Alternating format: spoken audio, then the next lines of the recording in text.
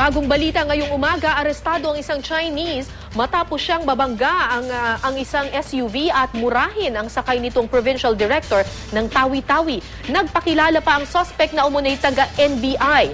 Matapos ang kanyang medical check-up ay napag-alamang siya'y nakainom. May news to go si Dante Perelio. Dante? Yes, Kara, kalaboso nga ang inabot ng isang Chinese matapos nitong mabangga ang isang SUV at murahin pa ang sakay nito na lingid sa kanyang kaalaman ay isa palang mataas na opisyal ng PNP. Maliit na gasgas lang naman, Kara, ang tama sa bumper sa likod ng SUV, kaya kung tutuusin di sana gaanong malaki ang problema. Pero naging komplikado nga ang sitwasyon matapos magbitaw ng maanghang na salita ang Chinese na si Anthony C. kay Police Senior Superintendent Rodelio Hocson, Provincial Director ng Tawi-Tawi. Hindi naman natin inabutan si Hocson para kunan ng pahayag dahil nagmamadali siya para hindi mahuli sa kanyang flight. Pero kwento ng may bahay ni Hocson, ihahatid sana niya ang kanyang mister sa airport dahil patungo itong Indonesia para dumalo sa Interpol training pasado alas 5 ng umaga kanina.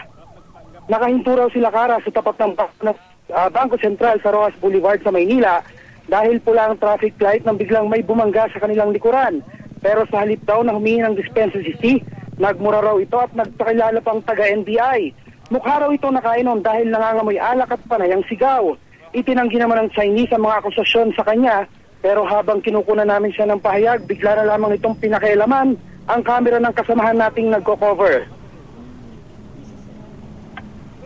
Sabi ko sa kanya, pasensya lang kasi una may stoplight, di ba? Una naka-stoplight ng kuwan. Tapos, sabi niya, pulis daw siya. Sabi ko, sir, kahit ikaw pulis, di ba? Dapat pakita ka na, hingi siya ng lisensya ko o bigay ako lisensya. Dapat, lisensya na pakita na sa akin. Tama? Pero wala siya pakita. Galit pa siya. Tinitignan lang naman namin kung ano yung nabangga. And then, lasing siya. Tapos ang dami nang sinasabi na nagcha-Chinese siya. So, sasampahan siya ng kasong reckless imprudence.